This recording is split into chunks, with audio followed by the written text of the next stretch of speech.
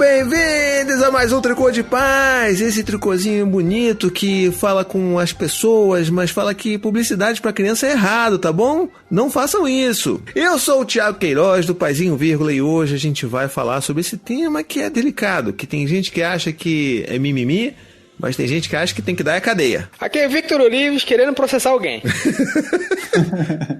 Aqui é Thiago Berto, já meio que com medo de ser meio zoado, porque, né, meio que trabalhava nessa área até pouco tempo. Vai ser hoje é o famoso dia do cancelamento do Berto. Mas não vai acontecer antes de chamarmos aqui o nosso querido convidado, que já veio aqui uma vez e que todo mundo sempre pediu para ele voltar, nosso amigo Pedro Hartung. Seja bem-vindo de volta, querido. E aí, gente, tudo bem? Um prazer estar aqui falando com vocês sobre esse assunto que agora é urgente também. Pois é, né, cara? Ainda mais em tempos de pandemia, mas a gente vai chegar lá. Só que só depois do nosso breakzinho aqui, que é a publicidade, mas é para pedir para as pessoas apoiarem o nosso podcast, tá bom? Não é publicidade infantil não, tá bom, Pedro? Isso é propaganda. Ah, tá bom então. Aí pode, né?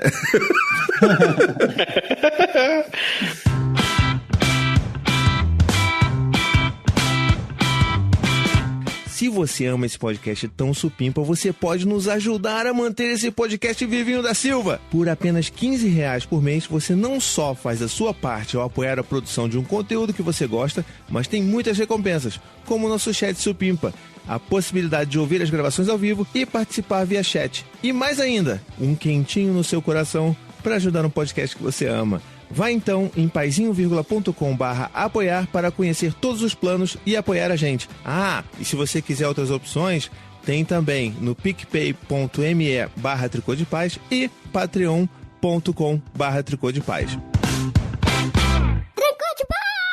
Muito bem, então vamos lá, Pedro, pro pessoal que talvez não tenha ouvido você na primeira vez que você participou com a gente, se apresenta aí, fala quem é Pedro na fila do pão, o que você faz, com o que você trabalha, conta pra gente aí. Vamos lá, bom, eu sou Pedro, sou advogado, já trabalho já há muito tempo como ativista da infância, na verdade desde os 14 anos, mas profissionalmente desde 2007 eu sou advogado do Instituto Alana, que é uma ONG de São Paulo que trabalha pela promoção e defesa dos direitos da criança. Hoje em dia eu coordeno 2 programas no Alana, que é o programa Prioridade Absoluta, que fala do artigo 227, que diz da Constituição, né, que diz que toda criança tem que ser a absoluta prioridade, e coordeno também o programa que tem relação com a conversa de hoje, que é o Criança e Consumo, que tem a missão de gerar reflexão sobre o consumismo na infância e, como bandeira direta mesmo, pôr fim à publicidade infantil, que é aquela dirigida ao público menor de 2 anos de idade. Muito bem. Então, assim, você já pode perceber por essa pequena bio do Pedro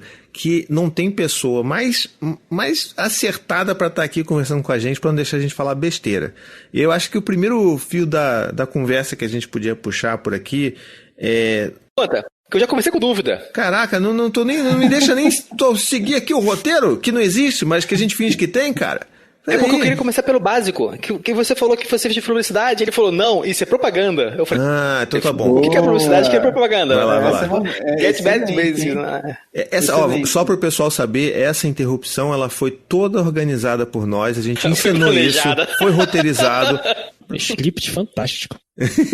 Então, olha, para o pessoal que estuda comunicação, não tem muita diferença entre propaganda e publicidade. Agora, para o direito, pelo Código de Defesa do Consumidor, existe uma grande diferença. Publicidade é quando a gente anuncia um produto ou serviço, ou seja, tem um interesse ali de venda, tem interesse venal, né, de venda comercial de algum produto ou serviço. E propaganda é quando a gente faz a veiculação de uma ideia, de um conteúdo que não tem relação com o produto ou serviço, mas tem relação com uma ideia, pode ser uma ideia política, pode ser uma ideia partidária, pode ser uma ideia filosófica, pode ser uma ideia, qualquer ideia. Então, quando a gente faz divulgação de uma ideia, a gente está fazendo propaganda. E quando a gente faz divulgação de um produto ou serviço, a gente está fazendo publicidade. Então, peraí, deixa eu porque agora eu fiquei confuso aqui também. Quando você, por exemplo, tem essas campanhas de marcas que não falam sobre produtos, mas vão pegar, tipo, sei lá, uma mensagem sobre abrace seu filho. E aí transforma isso numa campanha para essa marca, mas com o objetivo de reforçar a sua marca. Mas essa marca, obviamente, tem produtos. Isso daí seria propaganda ou publicidade? Quando a gente veicula uma marca também, Isso é uma publicidade. Ah, então tá bom. Entendi. A gente tem a marca, bom complemento, é marca, produto ou serviço. Beleza, agora entendi. Normalmente, publicidade é relacionada a uma atividade empresarial. Uhum. É uma atividade econômica e empresarial. E propaganda é relacionada à divulgação de uma ideia, à divulgação de um conteúdo. Isso, gente, essa pergunta que vocês fizeram, ela é o centro de um dos maiores debates que hoje a gente tem no direito, que se publicidade é liberdade de expressão ou se é relacionada à atividade econômica. Então, essa distinção é super importante para justamente a gente entender que a publicidade tem um interesse por trás disso, né? Uhum. E aqui, qual que é o interesse de uma publicidade? É ganhar dinheiro, né? É vender. O objetivo dela é vender. O que não tem nada de errado, porque a gente vive numa sociedade capitalista, que tem vários problemas, obviamente, e realmente pode ter coisas erradas na publicidade, mas eu estou dizendo que, por uma lógica da sociedade que a gente vive, a publicidade ela faz parte dessa engrenagem. Agora, tudo fica mais sensível quando eu começo a ter um fenômeno que é da publicidade direcionada às crianças, que a gente chama de publicidade infantil. E é aí que o bicho começa a pegar. Puxando esse gancho, então, eu queria... Porque, assim, eu sei que essa conversa que a gente vai ter aqui, que a gente está tendo aqui, ela pode soar muito técnica para algumas pessoas que estejam ouvindo a gente. Fala assim, para que eu tenho que ouvir esse negócio? Então eu queria, logo no início, a gente ajudar os nossos ouvintes a entender por que a gente deveria estar falando sobre publicidade infantil. Olha, esse é um dos temas que as pessoas acham que ele é tão invisibilizado, né? Porque a gente não entende o impacto disso no cotidiano das crianças e das nossas famílias. Mas, na verdade, o impacto é muito grande, gente. Se a gente pensar primeiro dentro de casa, quando ninguém nunca parou para perguntar de onde que as crianças descobrem esse monte de brinquedo, esse monte de produto que elas ficam pedindo. Então esse é o primeiro ponto. O segundo ponto, e esse que é mais grave, são os problemas que a publicidade causa no mundo. E tem muitas pesquisas apontando que, por exemplo, a crise de obesidade e sobrepeso que a gente tem no mundo hoje, de infantis, né, sobrepeso e obesidade infanto-juvenis, que é uma epidemia, 1 a cada 3 crianças no Brasil tem sobrepeso e obesidade, tem muita relação com a publicidade infantil de alimentos com alto teor de sal, gordura e açúcar, porque afinal ninguém nunca viu uma publicidade de verdura na TV. Alguém já viu? Ou na internet hoje em dia? Não, né? Não tem. Então, esse tipo de publicidade que as empresas gastam milhões para desenvolver, com psicólogos, com antropólogos, sociólogos, uma gama de especialistas, até hoje em dia neurociência, né? O neuromarketing que o pessoal fala. São estratégias para convencer a criança a desejar algo que não necessariamente ela precisa. E isso tem impactos que vão desde o cotidiano da família, que gera um estresse familiar, o constante pedir da criança, né? Sabia que tem pesquisa que aponta quantas vezes uma criança precisa pedir para o pai, que diz não, ou para a mãe, né? Diz não, até que ela consiga? Caraca! Tem pesquisa, eles fazem pesquisa de campo, etnografia dentro de casa, para saber como que é a relação familiar, que hoje em dia está muito mais suscetível pela falta de tempo que as pessoas têm ou o excesso de trabalho. Muita gente acaba compensando isso com um presente ou com essa lógica de consumo que todos nós estamos inseridos. Então, discutir publicidade infantil, na verdade, é discutir as nossas relações humanas e como todos nós estamos inseridos no que a gente chama de sociedade do hiperconsumo. É quando a gente consome sem a reflexão devida do impacto disso, não só para a questão de obesidade, mas também tem impacto socioambiental. Todo mundo está falando da crise ambiental, né? Uhum. Mas a crise ambiental tem uma relação direta com o quê? Com o consumismo, que é estimulado desde pequeno nas crianças. Enfim, gente, são vários fios, né, que se soltam desse tema. Na real é aquela, a gente tem o grande mal, né, que é o capitalismo, certo? Uhum. Aí pegando o grande mal, que é o capitalismo, ele tem uma engrenagem, né, no caso, para nos fazer consumistas, que é nos estimular desde sempre, certo? A propaganda original, não sei se você... falando isso porque eu sou formado em marketing também, estudei um pouco, né, de publicidade, mas originalmente as propagandas para cigarro eram feitas para crianças e adolescentes, não é? Não estou falando de crianças acima de 12, 13, 14 anos. Criança, malandro. Criança. Imagina os nossos filhos com 5, 7 anos era para isso.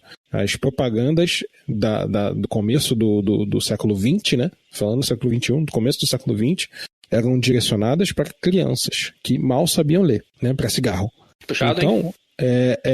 Você tinha essa fixação porque eles precisavam que o mercado... No cigarro, por exemplo, é um mercado que, bem, o consumidor morre muito rápido, né? Ou mais rápido do que os outros consumidores de outros produtos. Uhum. Então, eles precisam renovar sempre os seus consumidores. Então, quanto mais cedo eles renovarem, para eles melhor. Né? Então, tanto que foi, não só pelos males do cigarro, ele foi proibido de vincular em basicamente todas as mídias do mundo. Depois, até chegar no cinema, por exemplo, você não pode mais ter cigarro no cinema, né? Para filmes para menores de idade. Né? Então, a publicidade na infância, ela é só basicamente um mecanismo para nos ensinar a ser consumistas. Porque se você não tem ninguém te ensinando a consumir, você não vai consumir da forma maluca que a gente consome hoje, né? É bizarro como tá tudo conectado, né, cara? Não, assim, isso é super importante, essa reflexão, né, sobre o contexto, né? E para a gente entender por que se faz publicidade. Uma das primeiras, quando tem uma discussão sobre publicidade, a primeira coisa que o pessoal fala para ter informação sobre o produto e serviço. É verdade, durante muito tempo a publicidade serviu para informar sobre a existência de um produto ou serviço. Mas hoje em dia, a publicidade que é feita, ela fala sobre as qualidades do produto, ela fala sobre o preço, ela fala sobre o que tem de bom, ou ela compara com outras coisas? Não. A publicidade hoje ela vende valores, e ela vende uma ideia de que para eu ser alguém na sociedade, eu preciso ter alguma coisa.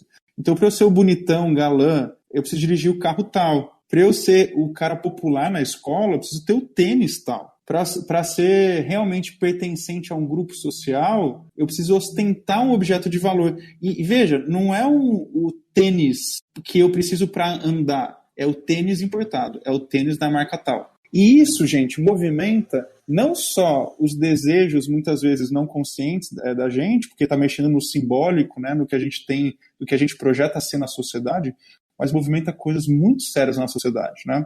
Movimenta pertencimento, movimenta inclusive alguns aspectos de violência simbólica e de violência real. Ainda mais uma sociedade desigual que é o Brasil, você tem uma estratégia que tenta convencer a gente pro ato de um consumo que muitas das pessoas que recebem essa mensagem não vão conseguir consumir. Uhum. Isso já por si só podia ser chamado de violência, né? Você ostentar isso o tempo inteiro para uma sociedade tão desigual. Quem aqui acompanhou e tem filha sabe da boneca LOL. Sim, vocês conhecem a boneca LOL? Não, eu já conhecia dessa boneca aí antes mesmo de ter filha, porque os meninos também já ficavam querendo saber o que era aquilo. Pois é, e a boneca LOL foi uma estratégia pensada de marketing digital muito agressiva no mundo inteiro. E sabe quanto custa uma boneca LOL? No mínimo R$100. No mínimo? Não, você tá louco, é 200 conto. Então, é que tinha umas pequenininhas que eram mais baratas, mas ainda assim... Pensa isso,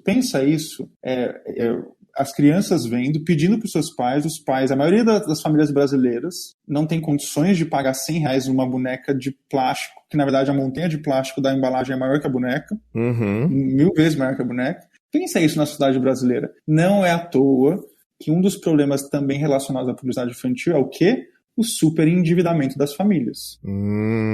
Que é um problema também muito sério aqui no Brasil, né? A gente tem um grau de superendividamento muito grande, relacionado também a esses itens de consumo que muitas vezes as famílias não podem ter, mas para satisfazer o desejo do filho, que nessa relação que é criada, né, do consumo ser algo como que preenche a relação social, muitas vezes a relação afetiva, isso acaba, as famílias acabam se superendividando. Daí, só queria aproveitar uma coisa, até ouvir de vocês, né, isso um pouco. Porque a gente ouve, nessa atuação do programa Criança Consumo do Alan, a gente ouve muito das empresas dizendo, das empresas, das associações de publicidade, dos advogados, que a culpa é da família. Que é a mãe e o pai que não sabe dizer não. Porque, afinal, se o pai sabe dizer não, tá resolvido. Claro. Eu ouvi de vocês, como é que vocês recebem isso? Vocês que estão, ralam pra caramba, tem que fazer um monte de coisa, e faz isso, e trabalha, e grava, e vai, cuida do filho, e cozinha, não sei o que, e eu vi que a culpa é realmente de vocês, que as empresas podem fazer o que elas quiserem, mas vocês têm que dizer não. Isso Como é que vocês recebem isso? Isso é uma discussão revoltante. Eu recebo isso com revolta, para ser sincero. Mas é uma discussão que ela é muito ampla, porque ela vem desse lugar que diz que, né, que sempre quer colocar nas costas dos pais, né, da criança, a responsabilidade inteira e completa por educar uma criança. Quando que a gente sabe que a responsabilidade por educar uma criança, né, a responsabilidade por aquela criança, de uma forma geral, ela é dos pais, da sociedade e do governo. Então, assim, não tem como a gente achar que é só vocês sozinhos vão dar conta. Não tem como. A gente está jogando... O pessoal está jogando contra, sabe? E eu lembro quando você fala isso, eu lembro muito forte de um vídeo há muito tempo atrás. Eu acho que até no outro programa que a gente gravou, eu cheguei a mencionar esse vídeo, que era o vídeo lá do Felipe Neto. Felipe Neto hoje, que é um cara que tem um papel importantíssimo em divulgar coisas importantes com relação à política brasileira por seus milhões de seguidores. Eu reconheço o papel que ele tem, mas na época que o pessoal viralizou um texto de uma mãe dizendo que o filho estava com problemas como é que falava? Com problemas alimentares, compulsividade alimentar, e ela descobriu isso que ele estava obtendo esse tipo de comportamento a partir dos vídeos do irmão do Felipe Neto, que é o Lucas Neto. Então, assim, primeiro vamos separar aqui quem é Felipe Neto, quem é Lucas Neto. O Lucas Neto é quem faz conteúdo para criança. E eu lembro claramente que eu também me posicionei com relação a isso, e também me posicionei com um negócio uma palestra que ele foi dar para a indústria de supermercados e a criança o lugar de criança no supermercado, que era o título da palestra, que era na verdade uma mesa redonda, enfim, uma discussão longa. E eu lembro muito bem que a tecla que ele mais bateu nessa resposta foi justamente essa. Não, olha só, quem tem que ver isso são os pais. Quem tem que ver que tipo de vídeo que o filho vê são os pais. Quem tem que ver se vai comprar ou não são os pais. E não é verdade. Todo mundo tem que cuidar disso. Não é só os pais, porque os pais não vão conseguir dar conta. É fato. Não estou dizendo que a gente é permissivo, que qualquer coisa que jogarem aqui de publicidade a gente vai comprar para os nossos filhos, mas é inevitável que isso vai influenciar.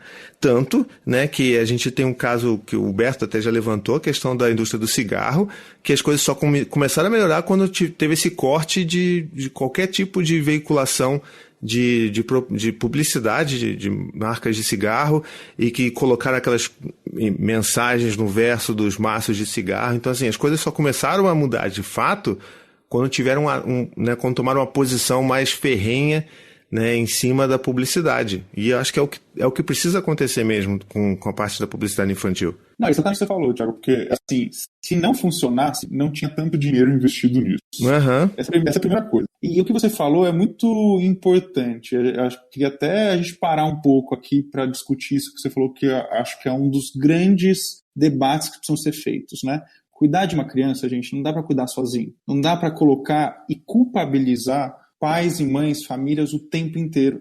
Todos nós temos a responsabilidade. Foi isso que a gente conversou da outra vez, né? Uhum. O mote da nossa conversa outra foi sobre isso. Mas quando a gente fala de publicidade infantil, a gente quer trazer a responsabilidade para as empresas. As empresas fazem parte da sociedade. Elas têm o dever de ajudar a promover e defender os direitos de crianças e adolescentes e contribuir para as famílias, apoiar as famílias. Elas têm o dever, se não for um dever moral, que só por si já bastaria para guiar as atividades de uma empresa, ela tem um dever legal. Pela Constituição, o artigo 227 da Constituição diz que é dever de todos nós, famílias, Estado e sociedade, inclusive as empresas, garantir com absoluta prioridade os direitos de crianças e adolescentes. Fora isso, o Código de Defesa do Consumidor, Estatuto da Criança e Adolescente, nós já temos leis muito boas que devem ser aplicadas e fiscalizadas para que as empresas possam cumprir e não violar direitos de crianças e adolescentes. Estou falando isso para despertar, porque todos nós, né, trabalhamos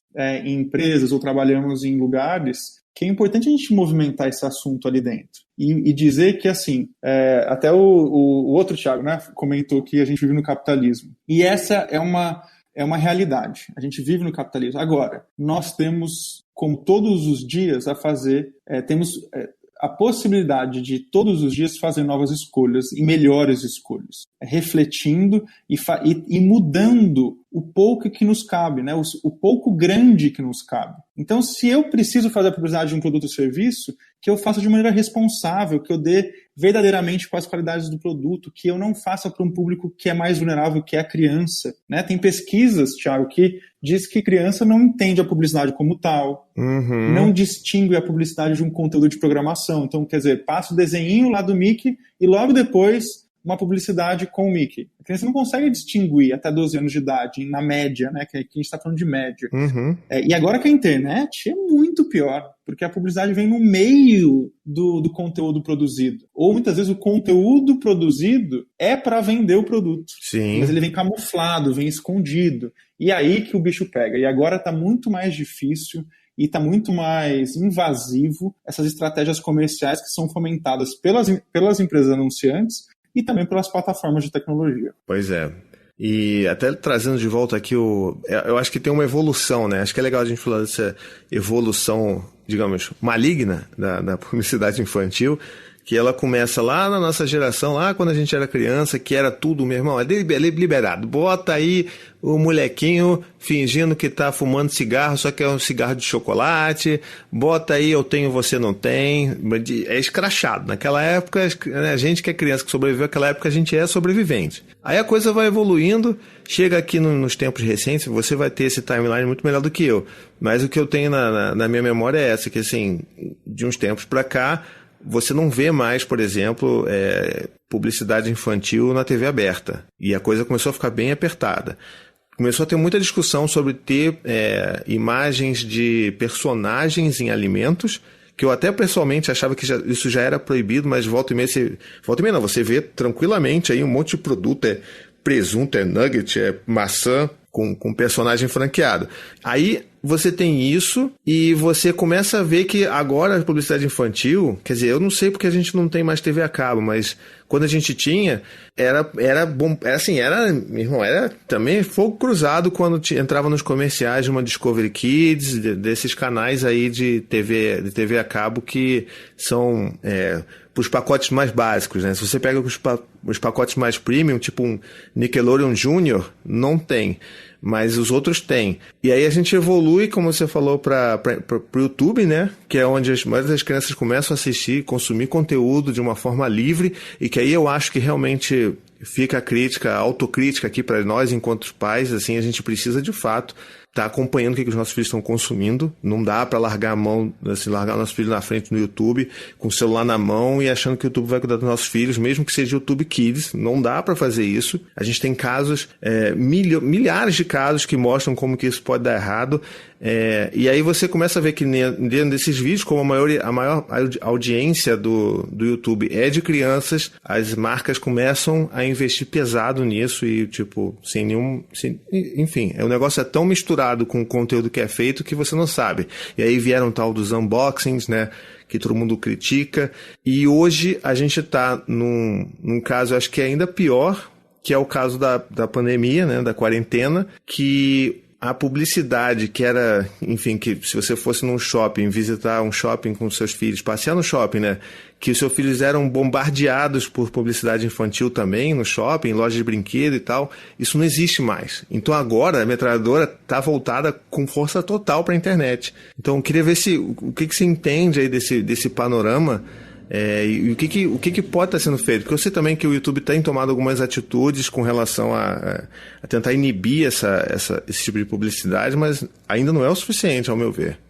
Eu só queria dar um exemplo, rapidinho, de como é que isso movimenta dinheiro. Todo mundo da nossa idade, aí na casa dos 30 anos, conheceu programação infantil na TV aberta. Certo? Quando é que foi a programação infantil sumiu da TV aberta? Quando a publicidade infantil foi proibida na TV aberta. Isso. Teve esse marco também. É simples. Mais ou menos. Até é importante isso, Thiago, que você está falando, porque muita gente tem essa impressão de que foi por culpa da publicidade infantil. E eu faço questão da gente refletir sobre isso, porque eles culpam a regulação da publicidade infantil por não ter mais desenho para criança na TV. Não, sim, os veículos culpam, né? Mas não é verdade, sabe por Sim, quê? não, a gente sabe que não, mas essa é o mote dos veículos. Exato. Se eu não posso capitalizar sobre esse tempo, se eu não posso fazer publicidade para crianças nesse tempo, porque do que adianta eu fazer uma publicidade para faculdade às 10 horas da manhã para crianças de 5 a 10 anos que estão vendo, sei lá, qualquer desenho, entendeu? As grandes marcas, provavelmente não iriam querer fazer publicidade com essa galera, não iriam.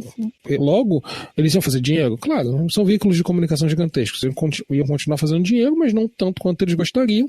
Então, para eles, é bem mais viável tirar a programação infantil, que para eles tanto faz, entendeu? Tava dando dinheiro, vai dar menos. Então a gente tira essa programação infantil aqui e vamos colocar agora o Encontro com Fátima ou qualquer outro entretenimento que não é para criança e que vai dar mais dinheiro. E é isso aí. E aí, pra fugir disso, eu vou lá na TV fechada, monto meu canal infantil e ganho dinheiro de publicidade infantil lá. Pronto. Perfeito. E é isso que precisa ficar muito claro. Não é por culpa da publicidade infantil que não tem desenho mais. É por falta de investimento dos próprios canais que mudaram o modelo de negócio para ganhar mais dinheiro. E não só isso, é falta de investimento estatal também. Porque, por exemplo, nós temos TV pública. Vocês sabiam disso, gente? Que as TVs no Brasil... Canais públicos. São concessões públicas. E nós temos duas TVs que são públicas, que é a TV Escola e a TV Brasil. E em São Paulo, por exemplo, quem é de São Paulo e está ouvindo aqui, sabe qual é a TV pública aqui do estado de São Paulo? TV Cultura, que formou gerações e gerações com seus programas que não tinha publicidade infantil, mas tinha financiamento do Estado para a produção de conteúdo de qualidade. E isso é importante a gente falar, porque muitas vezes falam assim, porque a publicidade infantil ela é boa porque ela mantém a produção de conteúdo. Não, tem outras formas de fazer produção de conteúdo, que é edital, que é Estado investindo com o nosso tributo, com o dinheiro que a gente paga para produzir conteúdo para os nossos filhos e crianças. É também as empresas vendo a importância disso e fazendo financiamento cruzado, ou seja, um grande conglomerado de comunicação passa dinheiro que ele ganha numa outra faixa horária com outro canal, outro programa para os canais infantis ou para a programação infantil. Então é uma questão de escolha, de valor, de ética que a gente está falando aqui.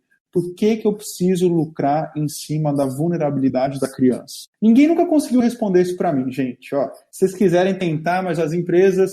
E eu já fiz debate, viu? Eu já fiz audiência pública no Congresso, Senado, Ministério da Justiça. Onde vocês imaginarem, eu já fiz debate com empresa e ninguém consegue responder isso para mim. Que é, qual que é o benefício da publicidade infantil para criança? Para criança nenhum. Então, porque é isso que a gente tem que se perguntar. O que traz de positivo para a criança? Então, se não traz nada de positivo e traz só coisa ruim, que é obesidade infantil, consumismo em excesso, materialismo, toda a discussão de papel de gênero, né, que é os brinquedos de meninas, brinquedos de menino, e sabia que tem pesquisa mostrando que publicidade infantil para menino é mais complexa do que publicidade infantil para menina? Se jura? A questão sim, a cor rosa, os brinquedos são sempre brinquedos desafiadores. Ver publicidade infantil de menino é sempre aventureiro, e vamos ver, contagem de palavras, tem muito mais palavras a publicidade infantil para meninos. Então, ou seja, a publicidade ainda reproduz uma série de problemas estruturais como racismo, como sexismo e uma série de outras coisas. Então, assim, ela não traz benefício, só traz coisa ruim. Então, por que a gente tem? Porque é lucrativo, foi como o outro Thiago falou. É lucrativo. Só que é injusto, antiético e ilegal lucrar em cima da vulnerabilidade de crianças. Isso é inadmissível, né? Numa sociedade que se preze, a gente não precisa fazer tudo para vender. E aqui eu aproveito para fazer essa ressalva. Ninguém está aqui pedindo o fim da publicidade de um produto ou serviço. Vai continuar. A ideia é que continue tendo publicidade da Barbie, publicidade do que você quiser. Mas que essa publicidade seja feita para quem é verdadeiramente responsável por tomar decisão numa família, que é a mãe e que é o pai. Uhum. E aqui é uma contradição muito, muito boa, né? Eu gosto de escancarar essa contradição. As empresas dizem que o responsável é quem? A mãe e o pai. Na verdade, é sempre a mãe, né? A culpada é sempre a mãe.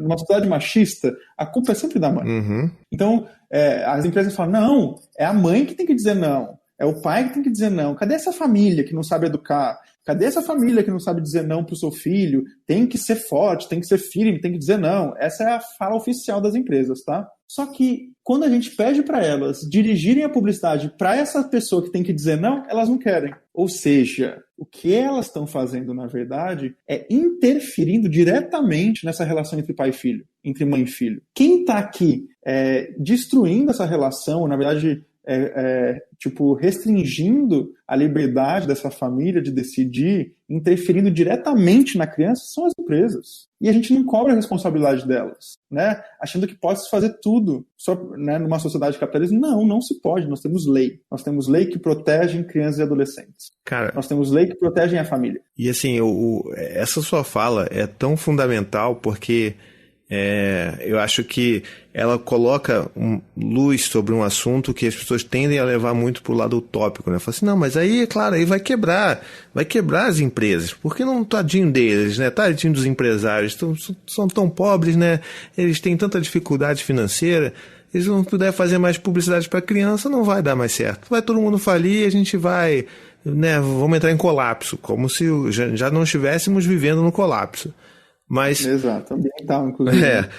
Mas o que você fala é importantíssimo que fique bem fincado aqui nesse podcast, que a gente está falando de que publicidade ela pode acontecer, mas ela precisa ser direcionada a quem toma as decisões. E eu sou um exemplo disso, porque eu já fiz algumas publicidades que são itens que a gente fala que são para crianças, né? Tipo, tem coisa que, veio um copão do Mickey, e aí era uma publicidade, tinha uma ação e não sei o quê. E eu anunciei isso no meu Instagram. Mas o meu público são de pais e mães. Eu não falo com crianças. Então, é exatamente isso. As pessoas têm que começar a ver... Não é que eu queira todos os públicos do mundo, mas as pessoas têm que entender que essa é uma possibilidade de solução, sabe? De você... Não, olha, vai lá nas pessoas que falam com esses pais e com essas mães e criem campanhas legais. E aí esses pais vão decidir, isso aqui realmente parece ser legal, vou fazer isso sim. E aí eles vão poder decidir. A gente tem que tirar o foco mesmo da criança, sabe? Não que muitos pais e famílias também não estejam vulneráveis, viu? Porque a gente tem uma dificuldade de entendimento. Então muita gente confunde que Tang ou que qualquer outro suco de pó é o suco de verdade. Puta, então, isso é outro problema, né? Então nós temos um problema de analfabetismo estrutural, né? Aqui no Brasil, para entender qual a qualidade de um produto. E como eu disse, publicidade não vende produto, ela vende valor, ela vende imagens bonitas e muitas vezes confunde o consumidor. Então as famílias também estão vulneráveis, a gente tem que pensar nisso. Agora, com relação à criança, toda a publicidade que hoje o que a gente pede, o que a gente na verdade suplica para as empresas, e muitas vezes a gente pede também cobrando na justiça. Então a gente gosta de quando a empresa não ouve, quando a empresa ela resiste em continuar com essa prática ilegal, a gente denuncia na justiça e a justiça tem confirmado, tá? Uma notícia boa aqui para todo mundo estar ouvindo é que a gente tem ganhado muitas ações importantes na justiça, cobrando das empresas que elas façam o quê?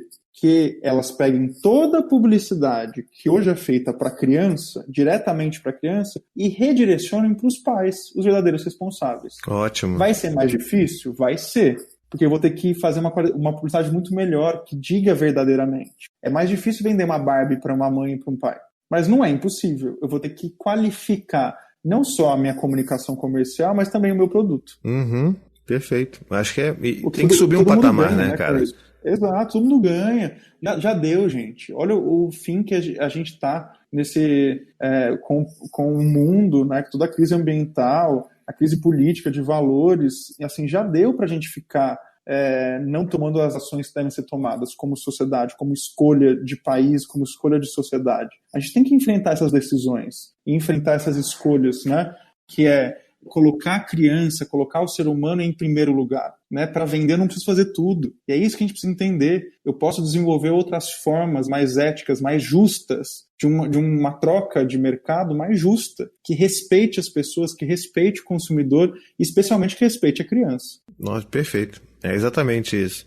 Agora, conta pra gente, eu entendo que vocês estão entrando com ações e isso é uma ótima notícia mesmo, mas por que pergunta de leigo mesmo, por que isso já não é assim por padrão, né? Por que as empresas já não fazem, já que isso é lei e que elas seriam punidas se elas fossem, entre aspas, pegas? Por que isso já não rola? É porque não tem fiscalização, não tem como se empregar essas leis frente a todas essas, enfim, essas companhias? Primeiro é o que o Thiago falou, dá dinheiro. Desrespeitar a lei, dá dinheiro. Né? Porque senão eles não se respeitariam.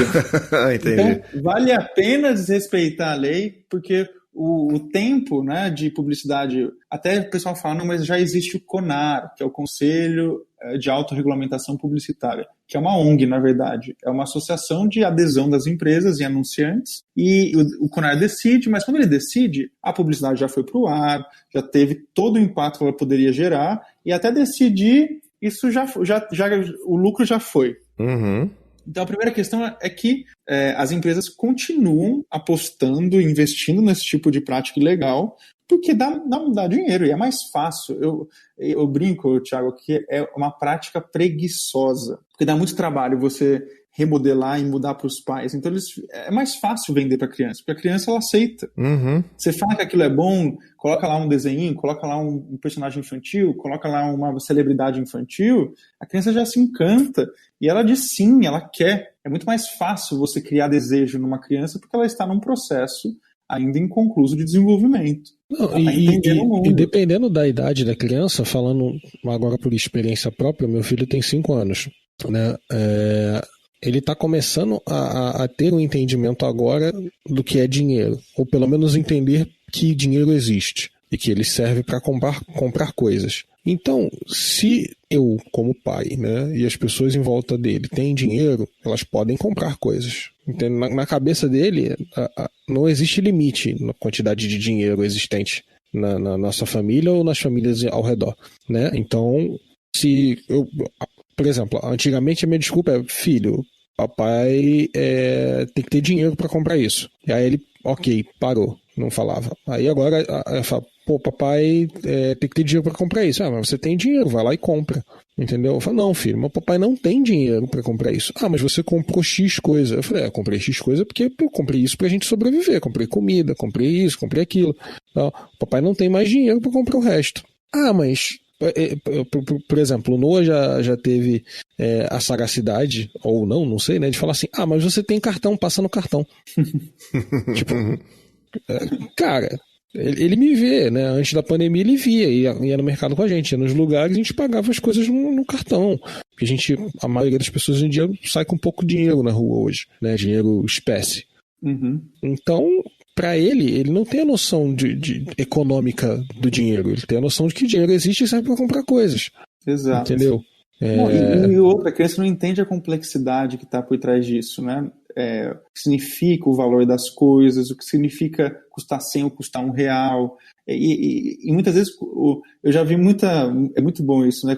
Tem até no documentário que a gente fez lá no Alana, que é o Criança Alma do Negócio, que é um documentário que já está bem datado, mas ele é ainda muito revelador, e tem um Muito Além do Peso que fala sobre publicidade infantil. Tem uma cena que eu amo, que é um menino com muito brinquedo no quarto. Ele tinha um quarto de brinquedo, e a Estela, que é a diretora, né, do documentarista, ela pergunta, qual o brinquedo que você mais gosta aqui? Ele vai lá, daí ele vem com um bonequinho de 2 centímetros por 2 centímetros, que era de tudo aquilo, que tinha castelo, tinha 300 mil coisas. Então, assim, a criança, ela dá valor em coisas, e o valor que ela dá nas coisas não é o valor do dinheiro. Uhum. E aqui entra num debate muito interessante, que é como a publicidade infantil, ela estimula a criança a brincar com brinquedos muitas vezes prontos, ou com produtos ou serviços prontos, que muitas vezes não é o melhor para o desenvolvimento dela. Sim. Porque o mais importante para ela não é o brinquedo, é o brincar. E brincar criativamente, inclusive,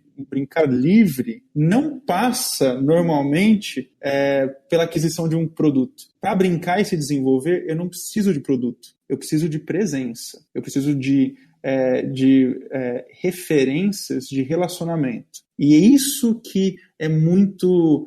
Para mim, tá aí a revolução, tá? A revolução que a gente quer é quando a gente entender que, mais do que presente, eu preciso ter presença. E quando eu tenho presença, esse é o maior presente que uma criança pode ter, porque é aí que ela vai conseguir se desenvolver. Não tem brinquedo educativo que possa sanar, que possa superar a presença de um adulto brincando com a criança ou de outras crianças brincando entre si. Isso realmente é revolucionário. E quando a gente entender isso, que não custa nada, custa tempo, custa dedicação, custa atenção. Isso custa, mas não é custo, é investimento.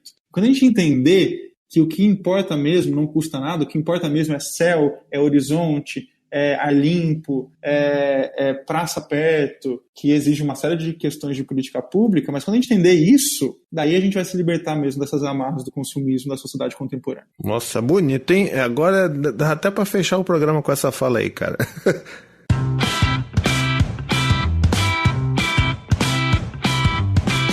Você sabia que eu escrevi um livro? Pois é, O Abrace Seu Filho é um livro onde eu conto tudo sobre como essa forma de criar filhos tem funcionado comigo e, ao mesmo tempo, me transformado. Tem relatos meus e histórias de outros pais e mães sobre as maiores alegrias e desafios de criar filhos. Tudo de uma forma bem acessível e humorada, com informações muito importantes sobre paternidade, disciplina positiva e criação com apego. Você encontra o meu livro nas grandes livrarias, na Amazon e na minha loja, que inclusive, se você comprar na minha loja, você ganha uma dedicatória exclusiva minha de lambuja. Então vai lá em paizinho.com/loja para garantir a sua cópia. Mas eu acho que a gente tem que pensar também, né, do ponto de vista, eu acho que da questão prática das coisas. A gente, enquanto pai, a gente sabe que a gente tem essa dificuldade e eu sei que já aconteceu até aqui com o Dante, né, ainda antes da gente entrar em quarentena, dele chegar para mim ou para Anne e pedir um determinado brinquedo. Ah, mas por que não? Ah, porque meu amigo da escola tem. E a gente sabe que isso acontece. E eu sei que essa é uma situação também que ela é difícil para muitos de nós, assim, ainda mais porque remete a muito das nossas infâncias, que a gente, né, lá quando a gente era criança, era muito mais difícil termos brinquedos do que hoje, né? Não porque a gente tem um poder aquisitivo muito superior daquela época, é um pouco verdade, sim, mas hoje a forma como se você consegue se endividar a longo prazo, né, que são os parcelamentos, eles permitem que você consiga, de fato, dar mais coisas para os seus filhos. E aí sempre tem aquela questão que eu sempre gosto de trazer, que a gente fala de política, a gente fala da vida pública, mas a gente também tem que olhar para dentro e entender que se é muito difícil para você dizer um não para o seu filho, tente olhar para dentro e entender que talvez seja uma questão sua de você estar querendo suprir algo que você não teve, dando para o seu filho a qualquer custo. Isso é real, isso acontece.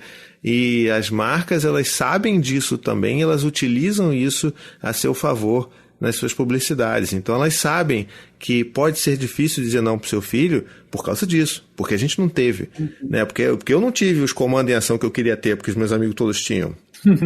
Porque, sei lá, o Berto não teve o Castelo de Grayskull que ele queria tanto ter, sabe? Então, a gente sabe... E não é só pela falta, né? Não é só o compensar pela falta. É que você tem razão, o negócio não teve, eu não tenho tempo para brincar com você, isso então também. Vou te trazer um presente. É toda essa coisa da compensação, né? Que é a estratégia de compensação. Mas muitas vezes é por amor mesmo. Eu quero satisfazer de tudo, porque eu amo tanto esse meu filho, que eu quero dar tudo que eu posso para ele. Eu não posso deixar ser o causador da tristeza do meu filho, né? Tem isso também. Perfeito. Exatamente. Eu não posso ser aquele que desampara, porque imagina, inclusive, gente, tem pesquisa mostrando como ensinar para a criança a pedir para os pais. Tem algumas publicidades mais antigas e hoje em dia tem um monte de vídeo na internet ensinando a chorar. Lembra uma publicidade da Xuxa? Que ensinava a destruir a sandalinha para comprar dela? Vocês lembram disso? Não. Eu lembro disso.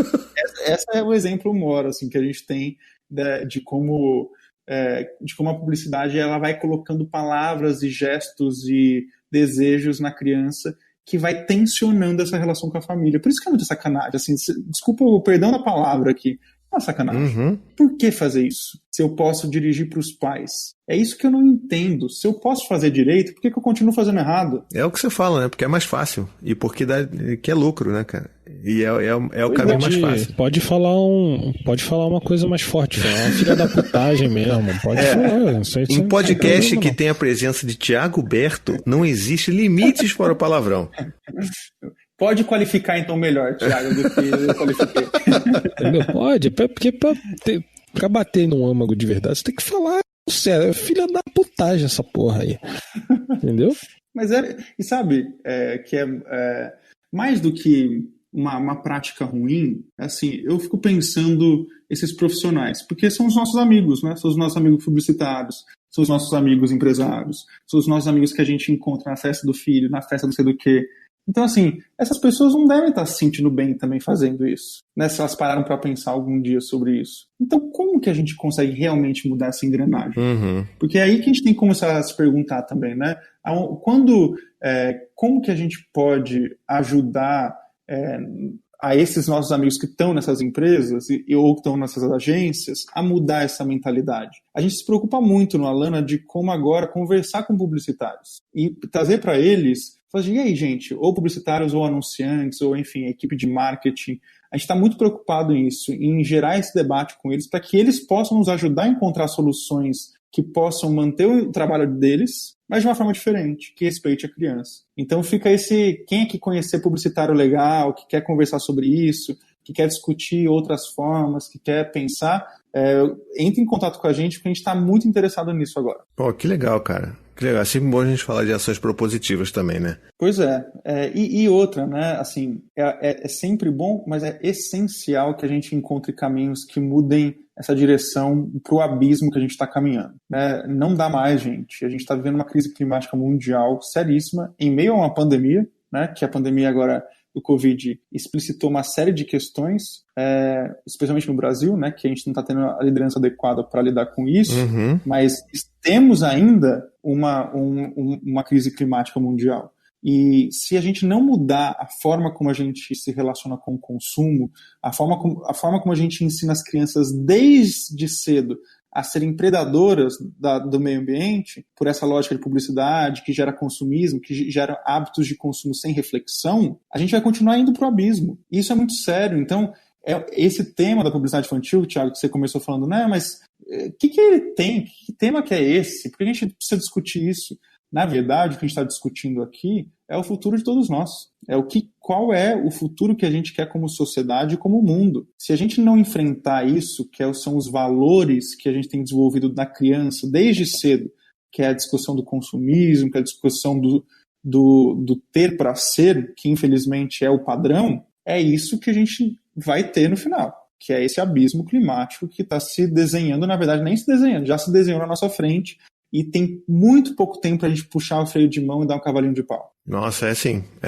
E eu acho que até pros pais e mães, né, para quem tiver filhos aqui que tá ouvindo a gente, como é que a gente pode fazer isso? É muito simples, é começar a criar esses canais de conversa com os seus filhos, sabe? Aqui a gente tem esse tipo de conversa quando eles começam a pedir muita coisa. Por incrível que pareça, eles não têm... Não vou dizer por incrível que pareça, eu acho que é até entendível que eles estejam pedindo menos brinquedos durante a quarentena, justamente porque eles estão sendo menos influenciados, seja por pares, seja na rua, né, nesse tipo de publicidade física, vamos dizer assim.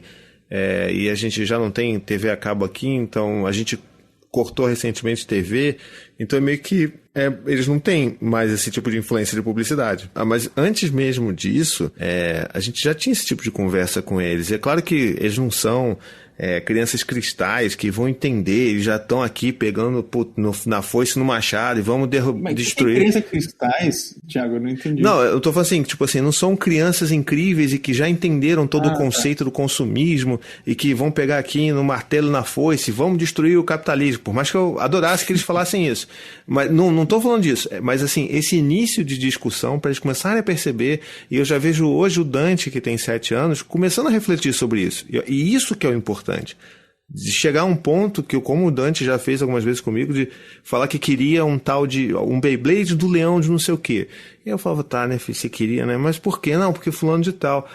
O fulano de tal tinha, né? Eu acho que eu vou... Não, mas eu vou... Não precisa não. Eu já tenho um monte aqui. Eu tenho muito brinquedo também, né? E tem um monte de criança que não tem tanto brinquedo assim. A gente de vez em quando doa, né, os nossos brinquedos que a gente não tá usando, né, pai? Então, eu tenho brinquedo demais. Eu acho que a gente não precisa disso agora.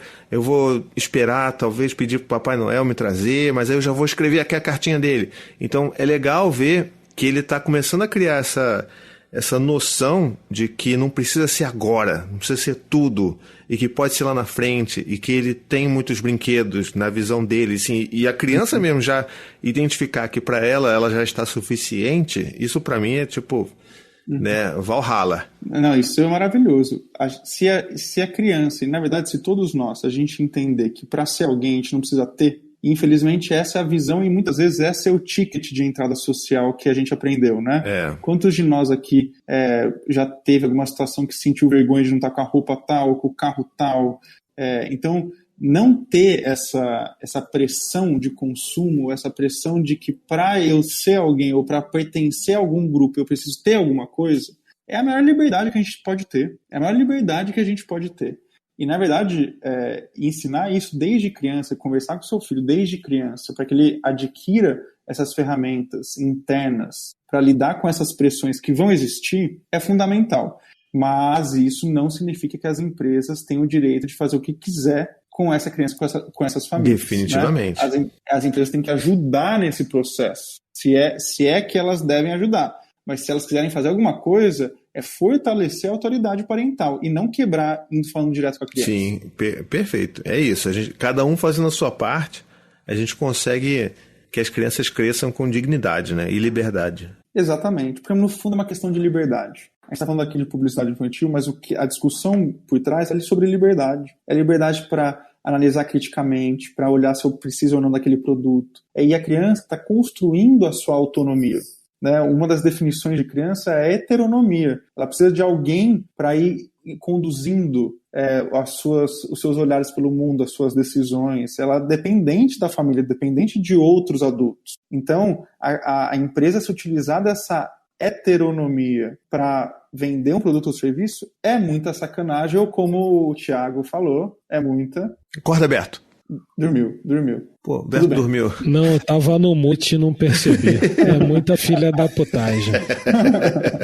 Gente, essa estratégia do mute online é muito boa, né? Tu tá na reunião, tu não tá entendendo porra nenhuma, alguém falar contigo, fala, fudeu, eu tô falando de quê? Aí tu manda, porra, a gente tava no mudo aqui, eu tava falando.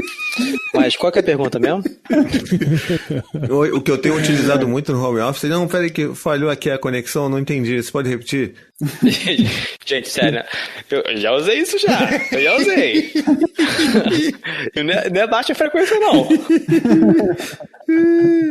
Ainda bem que seu chefe não ouve tricô, né? Não sei se é bom ou ruim isso, né? Ainda bem, né? Ainda não sei se ainda bem, ainda mal, mas enfim. Em época de quarentena é bom, né? Em época de quarentena é bom. Mas olha, em época de quarentena, aproveitando falando sobre isso, em época de quarentena a gente tem que aprender com as crianças. E aprender com as crianças de que dá pra brincar sem precisar de um brinquedo. Porque a criança pega qualquer coisa e transforma numa brincadeira. Já viram isso, gente? Como é impressionante. É verdade. Pega uma colher de pau, pega qualquer coisa. A criança consegue se entreter com o mesmo filme quantas vezes? Com uma Deixa eu desabafar aqui. Oi? Desculpa, mas eu preciso fazer um desabafo aqui, um desabafo agora. Antes mesmo da quarentena, antes de fechar tudo, antes de tudo, eu no meu cagaço, eu falei, merda. Aí que eu comprei alguns brinquedos, porque tem muito pouco cobrir esse porra, ela vai ficar trancada em casa, então acho que pode ser uma boa oportunidade de comprar brinquedos. Eu comprei vários jogos. Alguns jogos lá que eu vi que eu achei que poderia antes. Foi meio não foda-se, mas eu comprei alguns jogos. E fui dando ao longo das semanas, assim, bem espaçadamente. Comprei uns 4 jogos. Aí, cara, simplesmente, todos os jogos que eu dei, ela cagou. Ela não brinca com nada. Eu uso o jogo pra fazer dela, mas ela não brinca com o jogo. Ela faz o joguinho dela. E pior, o uso de brinquedinho velho lá, os capengas que ela tinha lá desde antes, é o que ela brinca. Mas para de nada a ver, é o que ela pega e faz a casinha dela e vida que segue. É isso aí. Ela pega um saco plástico, bota uma porrada de coisa inútil dentro e fala que é cocô de cachorro e que tem que guardar pra jogar no lixo. É isso que ela faz. Maravilhoso. Crianças são subversivas, gente. Elas transformam as coisas mais importantes que a gente coloca como mais importante, elas subvertem rapidamente e conseguem se entreter, conseguem achar significado em coisas. É o que muita gente fala, né? A criança, ela se encanta com o mundo de uma maneira muito especial. E para a gente sobreviver à quarentena e sobreviver a esse momento tão desafiador, a gente tem que aprender com a criança, a se encantar com as coisas, a olhar o mundo como se fosse uma criança e se encantar com as pequenas coisas, com uma formiga andando. E a gente não precisa de... Muita gente se ilude achando que, nossa, seria tão melhor se eu tivesse a TV tal, seria tão melhor se eu tivesse o carro tal, seria tão melhor se eu tivesse a casa aí, XYZ, se eu tivesse não sei na onde, né? Mas, na verdade, o muito melhor está no jeito como a gente olha a vida. E como nossa, parece agora, tô parecendo livro de autoajuda, né? Mas... Não, mas é uma realidade.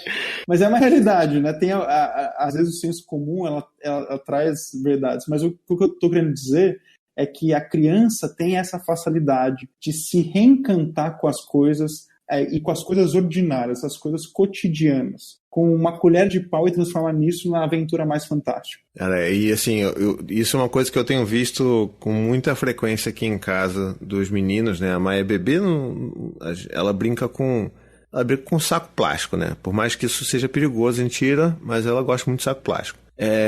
Mas os meninos, cara, eles estão brincando, assim, é claro que tá junto, eles às vezes estão de saco cheio um do outro, vão brigar mais um dia, menos do outro, mas vão sempre brigar.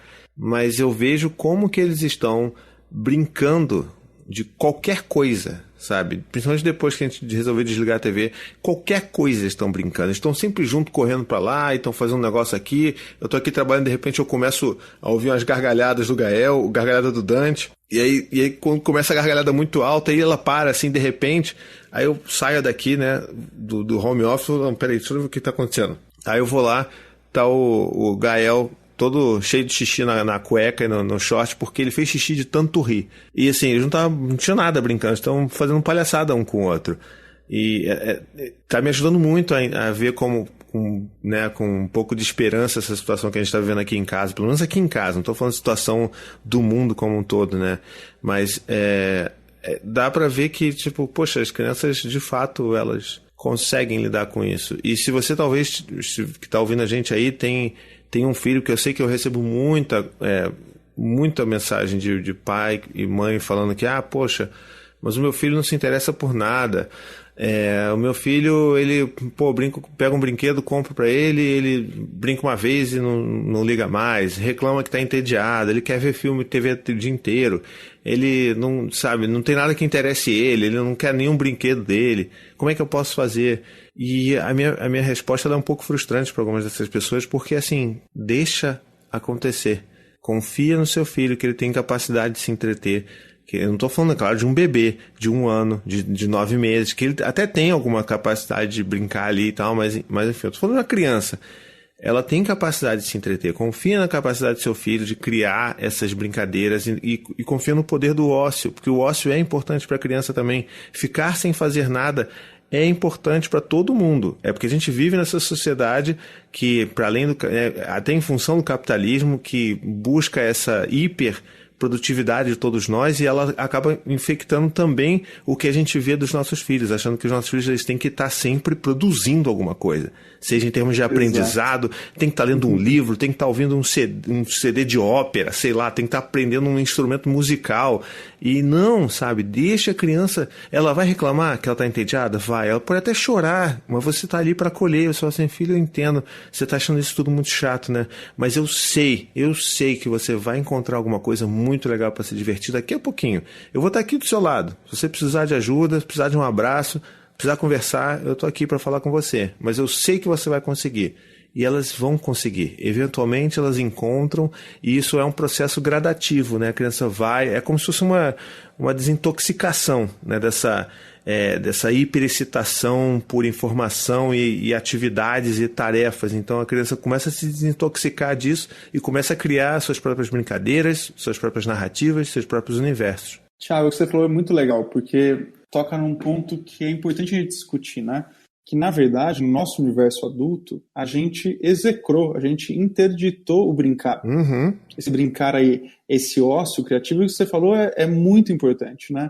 Nessa lógica que a gente vive de sociedade capitalista, ou que é mecanicista, né? Que transforma as relações de trabalho como um eterno fazer, sem a devida tempos de lazer e de ócio, fez com que, inclusive, no nossa fala, a gente condenasse o brincar.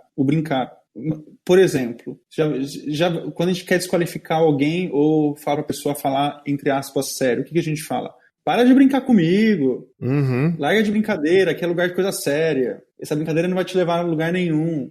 Ou seja, a gente incorporou já no nosso discurso adultocêntrico, né, das nossas relações entre adultos, esse lugar do brincar que não existe. Então, tudo, e na verdade, para além da ideia da sociedade capitalista, tem uma outra discussão que é tudo que é da criança é visto como algo, entre aspas, menor. Exato. Se brincar de criança, não, então quer dizer que, vamos lá, cresça rápido, então não brinque. Pode ver, né? Larga de criancice, quando a gente quer falar assim, isso é coisa de criança, né? A gente usa isso é coisa de criança como se fosse um xingamento. Sim. Isso é muito sério, Sim. porque isso mostra muita coisa pra gente. Então como é que eu vou valorizar um brincar, ou valorizar a atividade da criança, se eu não incorporar que aquilo é uma das coisas mais importantes? E aqui eu vou falar de um cara que é referência no tema, para o ser humano. O Huizinga, que é um sociólogo norueguês, ele fala que o ser humano se define como o homo ludens, que é aquele que brinca. E a gente que, na verdade, errou em deixar o brincar somente para a infância. O brincar deveria ser da nossa realidade como ser humano, entre a gente, entre todo mundo. E esse engessamento da nossa fibra ou do nosso músculo da brincadeira ou do músculo brincante traz consequências muito sérias e a gente tem pagado muito caro isso. Nossa, e como? Não é à toa que a quantidade de remédios que a gente toma, a quantidade de problemas de saúde mental que a gente tem, e sendo que a brincadeira poderia ser um antídoto ou aquele remédio tarja branca, que é gratuito também, que não custa nada, que não custa o preço de uma bolsa, que não custa o preço de um carro, que está disponível para todo mundo. E isso tem relação com essa discussão do consumismo, né? Que a brincadeira é uma ferramenta, e não só uma ferramenta funcional, ela é uma expressão do ser humano que daria conta de muitas das nossas mazelas. Maravilhoso, maravilhoso. Eu acho que por mim a gente consegue fechar essa pauta bonita dessa forma aí, com essa sua fala. Se você tiver algum outro ponto que você acha que é interessante a gente abordar aqui, que ficou faltando, se os meninos tiverem alguma pergunta para fazer, a gente pode fazer e encerrar. Ou então já partir para as indicações. Cara, eu só queria dar um adendo. Diga. Que é responsabilidade de nós como sociedade, né, como o Pedro tinha falado, nos responsabilizar pela educação das crianças, né? Uhum. Então a gente tem que começar a não só fazer pelos nossos filhos, né? Porque fazer pelos nossos filhos a gente vai fazer do jeito de outro. A gente tem que fazer por todos os filhos. Exato. Isso aí. Entendeu? Porque eu consigo proteger o Noah de algumas coisas, né? Mas eu não quero só que o Noah seja protegido. Eu quero que todas as crianças sejam protegidas desse bombardeio de consumo que a gente recebe. É difícil lidar comigo, tenho 33 anos de idade, é difícil eu lidar com essa coisa de querer comprar e comprar toda hora, entendeu? Imagina uma criança, de qualquer idade. Não vou nem colocar como a lei fala que é até 12 anos de idade. Eu com 15 anos de idade não tinha, já trabalhando, não tinha noção, só queria comprar, que nem um maluco, entendeu? A gente tem que pensar que a coisa... Se a gente não mudar o hábito dessas crianças, né? Não influenciar na criação de hábitos dessas crianças, a sociedade vai continuar consumindo voraz e incessantemente, como sempre. É isso aí, cara. É isso aí. E lembrando que não é só a gente, é todo mundo, né? A sociedade, o governo. E é isso aí, a gente tem que cobrar de todo mundo. Tem que cobrar da gente, tem que cobrar dos órgãos públicos e também dos órgãos privados, das empresas. Não é essa coisa do liberalismo para tudo, não. Eles têm que ter a noção de que eles também são responsáveis pelo que eles fazem. Perfeito. Tem mais algum ponto aí? Vitor, tá vivo? Tá morto? Tá no mudo? Tô ouvindo só aprendendo. Tá bom, então. Tem algum ponto aí a mais que você queria levantar, Pedro? Tá bom. É que eu vou retomar aquela ideia de, né, que a gente tem muito para aprender com as crianças. E valorizar a criança, né? Tem um cara que eu curto muito, que é o Janusz Korczak, que é um médico pedagogo polonês que morreu pelas crianças junto num campo de concentração. Ele estava em Varsóvia, no gueto de Varsóvia. Para mim ele é uma grande inspiração. E ele diz o seguinte, que não é que a gente deve se abaixar. Quando a gente fala com uma criança, não é se abaixar a ela. Quando a gente se abaixa e fala com uma criança, a gente está se elevando a criança e a infância. Ele traz essa relação de que a gente tem muito para aprender com a criança, com a infância, e eu tenho certeza que, especialmente nesse momento de pandemia, as crianças têm os antídotos e têm as ferramentas, estratégias que a gente precisa, não só agora, mas depois, para esse novo normal que vai se estabelecer e para todas as grandes mudanças que já estão ocorrendo na sociedade. Então, olhar para a criança, olhar o que ela já contribui para a condição humana é fundamental para a gente encontrar outras formas e formas mais sadias de nos relacionarmos, formas mais brincantes, que respeitem o ócio, que respeitem o físico, porque quando a criança está com sono, ela dorme, que respeitem a própria natureza, né? A criança tem uma relação com a natureza muito bonita, de observação, de encantamento, e que para se divertir e para encontrar outras formas de ser no mundo, eu não preciso de coisas, eu preciso de presença, eu preciso de estar íntegro, né? Altivo no momento presente. Não tenho que falar mais depois de um negócio desse, não? Muito, muito obrigado mesmo pela sua fala. Eu acho que engrandeceu muito a nossa discussão aqui e de uma forma que eu já sabia que isso não ia acontecer, mas que muitas pessoas acabam sempre ouvindo essas discussões com certo receio de que vai acabar saindo dali, de alguma hora vai sair um discurso culpabilizador, e a gente aqui não teve em momento nenhum essa intenção e muito menos passamos perto disso, pelo menos é o que eu sinto. Então a gente tem que entender que todo mundo tem que ter a sua responsabilidade, nós, pais, mães, mas a sociedade, as empresas privadas, o governo, todo mundo. E assim, é todo mundo junto que vai conseguir fazer com que as nossas crianças sejam livres. É que nem o provérbio africano que você precisa de uma vila para cuidar de uma criança. É mais ou menos isso daí. Não é uma pessoa só que vai cuidar da criança, não. Ou não deveria, pelo menos. Mas então vamos agora para nossas indicações supimpas, ouvir o que o Berto trouxe. Será que ele trouxe alguma indicação? Eu duvido que tenha trazido. Mas a gente vai ter fé na humanidade.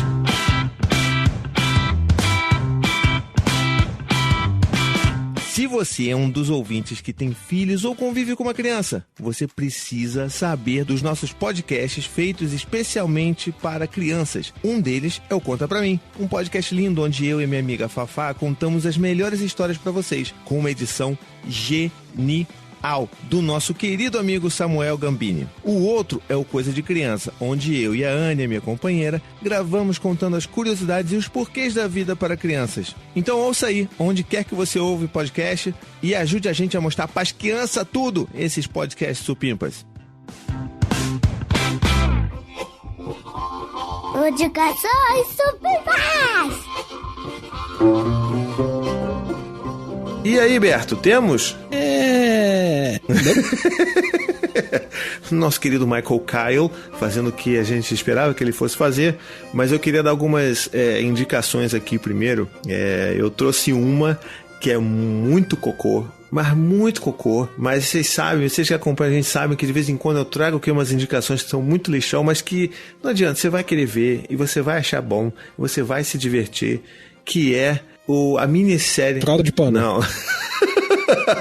Quer me incriminar de novo aí. Que é a minissérie Tiger King, na Netflix. Meu amigo, que minissérie bizarra, que história bizarra, mas que você não vai conseguir parar de ver até acabar aquele negócio. Acho que são 8 episódios e eles contam a história, né, de vários atores e atrizes dentro desse universo bizarro dos Estados Unidos, que são os criadores dos grandes felinos, né, os tigres, os leões. Então, ele passa uma mensagem muito preocupante, né, de que hoje, por exemplo, existem mais animais, né, big cats, que eles chamam, né, dos grandes felinos, mais animais desses em cativeiro do que soltos na natureza, para tu ver o tamanho da bizarrice. É isso aí, cara. E eles contam as histórias dos grandes criadores, né, e cuidadores, entre aspas, que fizeram zoológico. Mas assim, você acha que é sobre um cara que é um cara muito peculiar. Ele é um cara que tá sempre vestido meio de cowboy, ele tem mullets, ele é todo... É muito peculiar esse cara, que é o tal do Tiger King. O nome dele, a alcunha dele é Joe Exotic. Tipo, o exótico Joe, pra vocês terem uma noção do nível do bagulho. E ele cria desde muitos anos, sei lá, 20 anos, ele cria tigres e vende, e isso começou aí a legislação começou a acompanhar isso, começou a ser proibido vender filhotes e procriar para venda, e aí o pessoal começou a fazer isso nas escondidas, aí tinha um outro cara que também fazia, e aí tem uma mulher que tem um negócio que é meio pra salvar os bichos, mas que na verdade você vê que tem algumas coisas estranhas. O resumo dessa série é que ninguém que tá envolvido com grandes felinos, ninguém presta. Essa que é a realidade.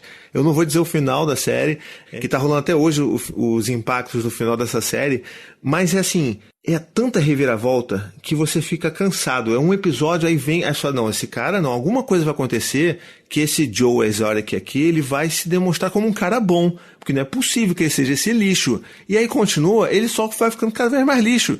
Aí vem outra pessoa que fala assim, não, essa pessoa aqui, porra, não tem como bater o Joe Exotic. Aí vai, o maluco, sei lá, faz tráfico de cocaína. Então assim, é um universo tão bizarro, mas tão preocupante de ver que, de novo, com relação a, como a gente estava falando aqui, né, do consumismo, do capitalismo, dessa questão de você ter para ser, para demonstrar poder, que basicamente é isso, você compra um tigre bebê para você demonstrar que você pode, que você tem o poder de ter um tigre que vai ser domesticado até o dia que ele comer a sua cabeça. Assim, estranhamente isso não aconteceu com nenhum desses caras, mas ninguém morreu assim desse jeito, mas é muito curioso. Eu gosto de... Tem uma fala, se eu não me engano, eu vi alguns episódios da série, mas tem uma fala, se eu não me engano, acho que é do Exotic, que ele fala que ele tem o direito de ter um tigre, assim como ele tem direito a ter uma arma. Pois é. Tá na Constituição americana que você tem direito a se defender e tal, e ter porte de arma, né? Aí tanto que lá a discussão sobre ter armas tá relacionada à Constituição deles. E aí ele fala que ele tem direito de comprar um tigre porque ele tem esse direito, como ele tem direito de ter uma arma, foda-se. Não, mas assim, de fato ele tem direito de ter o tigre. Agora o que ele não pode ter, o que ele não pode fazer é procriar essa porra, né? E fazer o show com filhotinhos e tal, que é o que tá na lei, enfim, é como ele tá sendo penalizado, mas é um negócio tão bizarro, cara. Parece um mundo invertido esse negócio. Não, e é engraçado que quando a gente vai falando desse cara, a gente vai pensando assim, tipo, não, o cara deve ter, tipo, 3, 5. Não, vamos extrapolar, ele deve ter uns 10 tigres. Né, uns trelhão. Maluco, o cara tem tipo 200 bichos, cara. Animais. E assim, aí tem ele, aí tem outros 4 ou 5 malucos que também tem 200. Tipo, que são os concorrentes. Então, eu não lembro direito agora o número, mas parece que estão tipo um total de acho que 8.000 animais desses em cativeiro. E tipo, na natureza tem 5.000, 4.000 animais. Não, isso são os licenciados, né? Os que eles tem lá sabendo que existe e tal. Mas enfim, essa foi a minha indicação lixão para compensar as coisas boas que eu vou falar aqui, que é uma indicação de um podcast que eu conheci recentemente. Ele se chama Leitura do Intervalo. Para quem tá aí ouvindo avidamente, precisando de novas indicações de podcast, esse é um podcast legal que ele fala de literatura, mas num nicho muito específico, são os livros, os pocket books, os livros mais curtos, aqueles livros, por isso que é a leitura do intervalo, que é aquele livro que é mais curto, mas que é interessante, que merece uma discussão boa.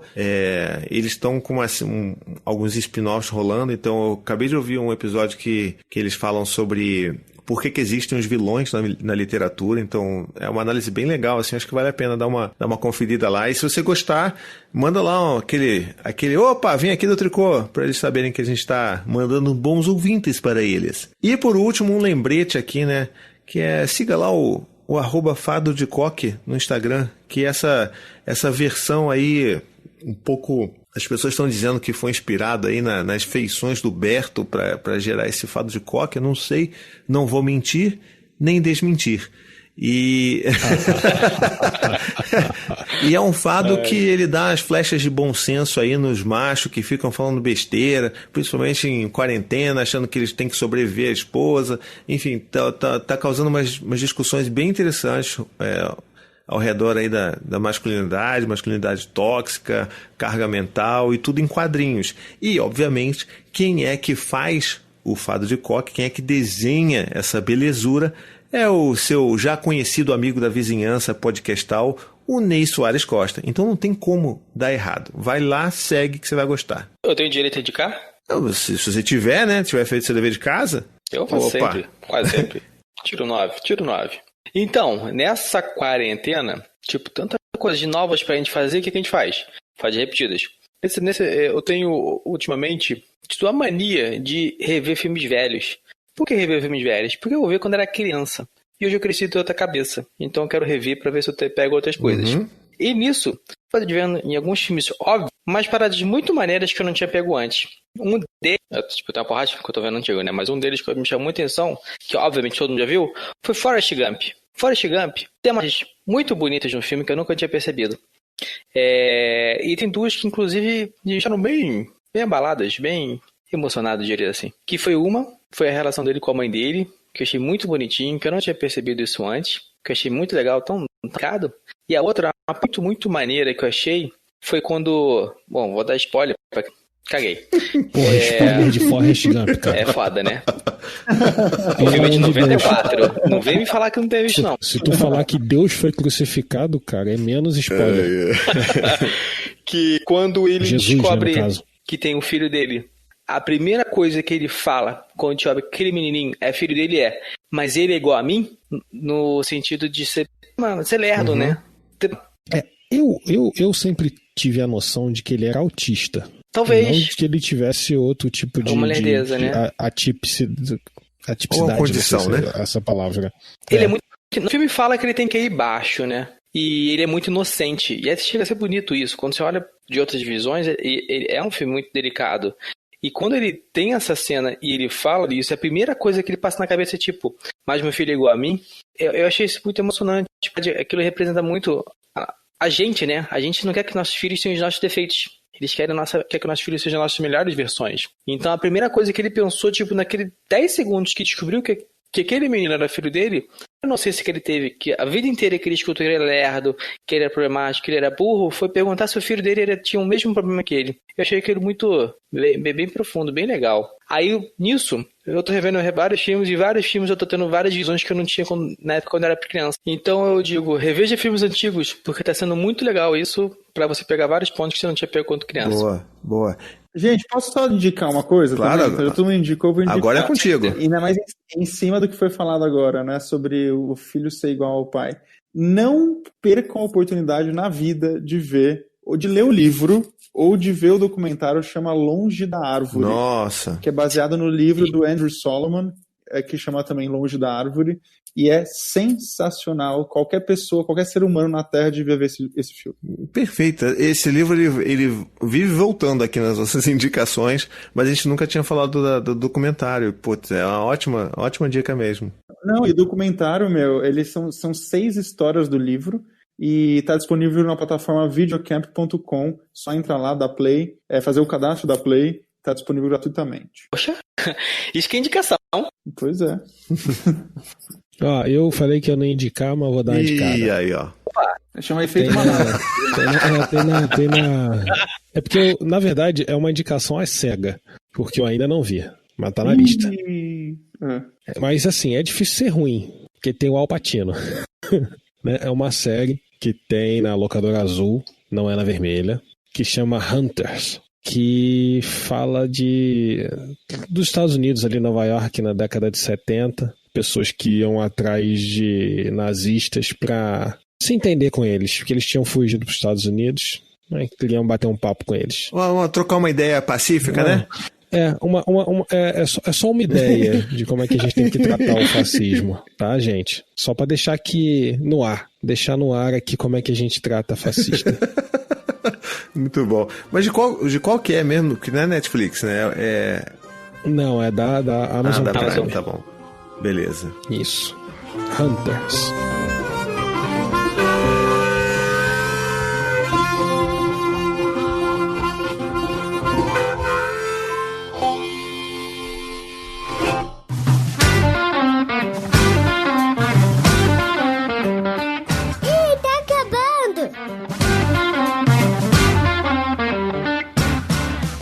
Muito bem, chegamos a mais um final de episódio. Que episódio bom, que episódio esclarecedor. Então só posso agradecer, Pedro, pela sua presença aqui, pela sua disponibilidade. Muito obrigado por ter voltado aqui para conversar com a gente, cara. Eu agradeço, gente. Fico sempre muito feliz aqui de bater papo com vocês. Valeu. Então deixa aí as suas redes, as redes da Alana, pro pessoal que quiser conhecer mais sobre o seu trabalho, principalmente o trabalho da Alana e apoiar a Alana. Deixa aí, cara. Então, a gente tá no Instagram, tá no Facebook, né? Criança e Consumo, é Crianca e Consumo. Tem o site, criancaeconsumo.org.br. Enfim, e a gente tá em todas as plataformas para poder trocar essa ideia sobre consumismo na infância, publicidade infantil. Então, é super importante para nós ouvir também o que vocês pensam sobre isso. Perfeito. E Berto, qual que é a hashtag do dia? Caraca, Não sabe? sei. Bom, então eu vou falar. Não sei, mas... Vamos proteger nossas crianças, Pode vamos? ser, você fez uma soft aí, então tá bom. Hashtag... A gente já meteu bastante o pé durante. Tá bom, então hashtag... Protejam nossas crianças. Muito bem. E eu vou dar aqui uma um pouco mais incisiva, talvez. Hashtag destrua o capitalismo. Essa daí é que a gente tem que tatuar no peito, né, cara? Bom, então, depois dessa... Você pode também seguir a gente nas redes sociais. A gente é @Tricô de Paz em tudo que é rede social, Tricô. E olha só, o Tricô virou rede social. No Instagram, no Twitter, no Facebook. Se quiser mandar uma mensagem pra gente, uma sugestão, uma crítica, mandar um biscoito, é tricôdepaz, @paizinho.com. E a gente se vê na próxima quinta-feira. Um beijo, até a próxima e tchau, tchau. Até mais, gente. Boa semana, supimpa. Valeu, gente. Tchau, tchau. Tchau, gente. Até mais.